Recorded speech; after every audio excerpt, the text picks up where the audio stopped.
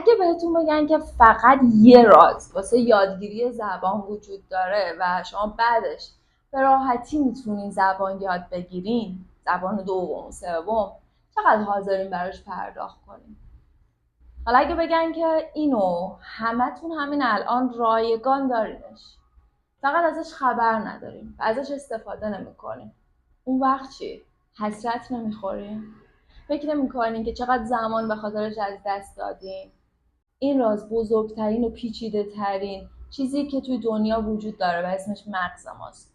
ما با قدرتی به اسم نوروپلاستیسیتی اومدیم روی دنیا که میتونه به ما این امکان رو بده که چیزها رو تغییر بدیم و اونها رو یاد بگیریم و اونها رو به صورت خودکار در بیاره برای ما. حالا شاید بخوام بدونیم که اصلا نوروپلاستیسیتی چیه و چطور میتونه به ما کمک بکنه که زبان انگلیسی، فرانسه، اسپانیایی یا هر زبان دیگه‌ای که الان بهش نیاز داریم رو به عنوان زبان دوم و یا حتی سوم یاد بگیریم و راحت‌تر یاد بگیریم. جوری یاد بگیریم که خیلی درگیر درست و غلطش نباشیم. امروز میخوایم تو این ویدیو راجع به این حرف بزنیم که چطور میتونیم از مغزمون به نفع خودمون استفاده کنیم و باهاش زبان یاد بگیریم. این ویدیو میتونه بهتون روش هک کردن مغزتون رو بگه. یه تکنیک هایی که بهتون کمک میکنه یاد بگیرین عملکرد مغزتون چیه و این بار با این آگاهی برین سراغ زبان یاد گرفتن، نه اینکه سری برین یه جا کلاس ثبت نام بکنین و یه کتابی رو بگیرین بشینین بخونین و آخرش هم هیچی به هیچی. نوروپلاستیسیتی یعنی مغز شما میتونه چیزای جدید یاد بگیره به جز چیزایی که همین الان با خودش داره و این چیزای جدید رو به واسطه چیزایی که عاشقشه مثل غذا میمونن براش، مثل تکرار و مرور تقویت بکنه و مسیرهای عصبی برای هر کدومشون توی مغز شما شکل بده و هر باری که اون چیزها رو شما تکرار میکنی مغز اینها رو مهم شناسایی میکنه و اون مسیر رو تقویت بکنه و در نهایت شما رو به جایی برسونه که بدون زحمت بتونن ازش بهره ببریم. این کاریه که نوروپلاستیسیتی تو مغز ما داره انجام میده. مغز ما درست مثل یه باغ میمونه. فکر کن یه بذر توش کاشتی، رفتی دنبال کار خودت و هیچ کاری به اون بذره نداری، نه بهش آب میدی نه کود میدی، نه حواست به این هست که نور خورشید بهش میخوره.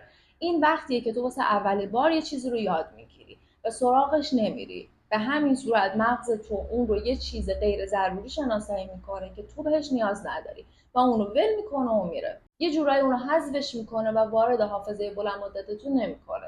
اما وقتی که تو مدام میری بهش سر میزنی، بهش آب میدی، کود میدی، توی زبان تکرار میکنی، استفاده میکنی، روش‌های عملی و کاربردی اون رو توش میبری، مغز شما میگه این مهمه، بذار حواسم بهش باشه بیشتر یادآوریش بکنم.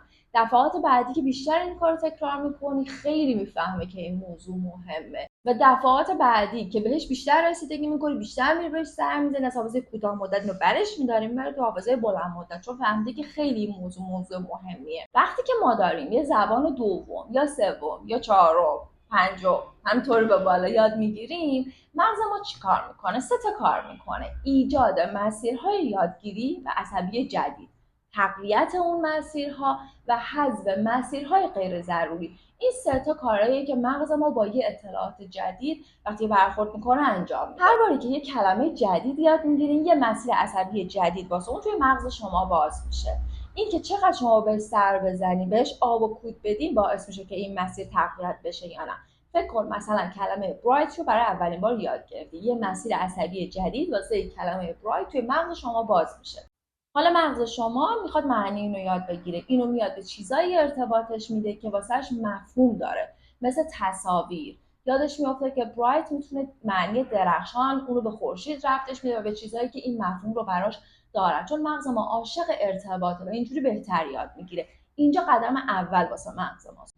خب این نتیجهش چیه؟ اطلاعات سریعتر بازیابی میشن، چون این مسیر به جای یه بانده شده 2 بانده، زودتر یادآوری میشه، زودتر و راحتتر و سریعتر استفاده میشه. حالا تو همه این کارا مغز میره سراغ سومین کاری که میکنه: از بین بردن کارها و راههای غیر ضروری، اون مسیرهای عصبی که به وجود اومده به واسطه خوندن کلمات دیگه، اطلاعات جدید و تو سراغشون نرفتی، تکرارشون نکردی، اونا رو حذف میکنه که همه جا خلوت بشه تا بتونه به اینایی که داری بهشون تکرار میکنی بیشتر برسه. اون وقت مغز فضا داره برای یادگیری.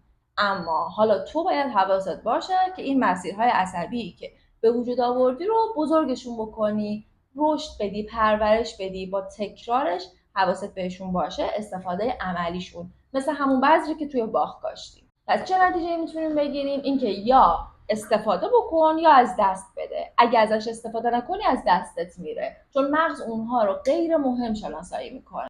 حالا بریم ببینیم نقش نوروپلاستیسیتی توی یادگیری زبان چیه.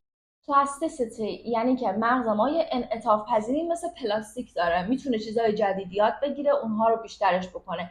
این توانایی توی مغز کودکان بیشتره، اما اینجوری نیستش که ماهایی که بزرگسالیم این توانایی رو نداشته باشیم. ما داریمش، ولی فقط تنها چیزی که میتونه به ما کمک بکنه رو تقویتش بکنیم تکرار و مروره. یعنی اگه گزینه دوم، فاکتور دوم رو خودمون وارد بازی نکنیم، عملا انگار ما اون رو نداریمش. حالا یه سوال مهم اینجا مطرح میشه، کسی که 60 سالشه یا 70 سالشه میتونه یه زبان جدید یاد بگیره؟ جواب بله، چون که توانایی داره تو مغزش به نام نوروپلاستیسیتی. سن میتونه این نوروپلاستیسیتی رو تحت تاثیر قرار بده، اما اگه تو بلد باشی که ازش استفاده بکنی، انگار جلوی سنت وایسادی و عملا فاکتور سن اهمیتی در یادگیری مهارت‌های جدید برای تو نقش بازی نمی‌کنه. حالا یه سوال مهم اینجا مطرح میشه، کسی که 60 سالشه یا 70 سالشه میتونه یه زبان جدید یاد بگیره یا نه؟ جواب بله، چون توانایی به نام نوروپلاستیسیتی تو مغزش داره. سن میتونه باعث بشه که نوروپلاستیسیتی کم بشه، تضعیف بشه، اما اگه تو یاد بگیری که مغز چطور کار میکنه، نوروپلاستیسیتی چطور تقویت میشه، جلوی این سن وایسادی و عملا اون رو از فاکتورها حذفش میکنی. پس توی سن 60 70 سالگی هم میتونی یه زبان جدید یاد بگیری.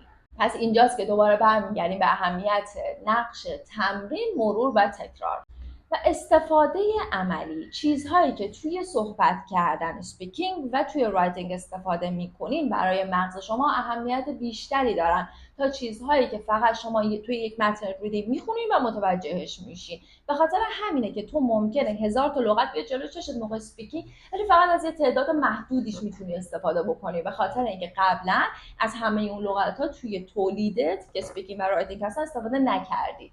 پس اونایی که تو بیشتر استفاده کردی واسه مغزت مهمترن و اونها رو سریعتر بازیابی میکنه. اون جاده یه بانده که شده بود 2 بانده، با تکرار و مرور بیشتر میشه 4 بانده و همینطور این فضا تقویت میشه و بزرگتر میشه. حالا یه اشتباهاتی هست که من زبان آموز انجام میدم و مانع این روند نوروپلاستیسیتی و تقویت اون میشه و اونا چی هست؟ حفظ کردن توتیوار یک کدوم از اوناست، مثل حفظ کردن لغت، معنی فارسی انگلیسی، هی تکرار کردنش، یا حفظ کردن فرمولای گرامری.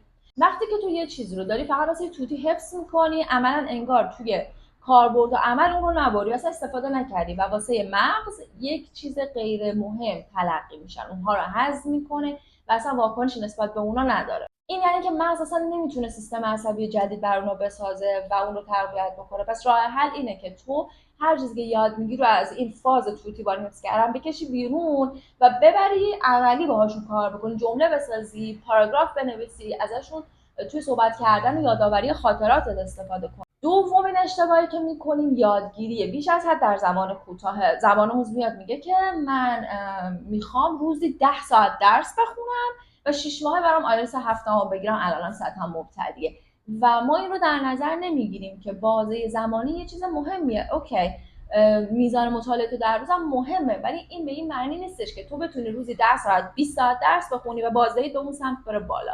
و این اصلا این مدلی کار نمیکنه. ما نیاز داریم به مغزمون فضا بدیم، زمان بدیم تا اون بتونه چیزها رو پردازش بکنه. پس اطلاعات باید به بخش‌ها، لقمه‌های کوچولو کوچولو تقسیم بشن، به مغزمون داده بشه و اونها رو مدام تکرار کنیم، براش مدام تکرار بکنیم، نه اینکه یه حجم از اطلاعات جایی رو بهش بدیم بگیم زود باش مسیر عصبی درست کن، زود باش مسیر عصبی رو تقویت کن. اون وقت اینکه مسیر عصبی رو تو تقویت بکنه نداره، چون تو وقتی برای مرور تکرار نداری.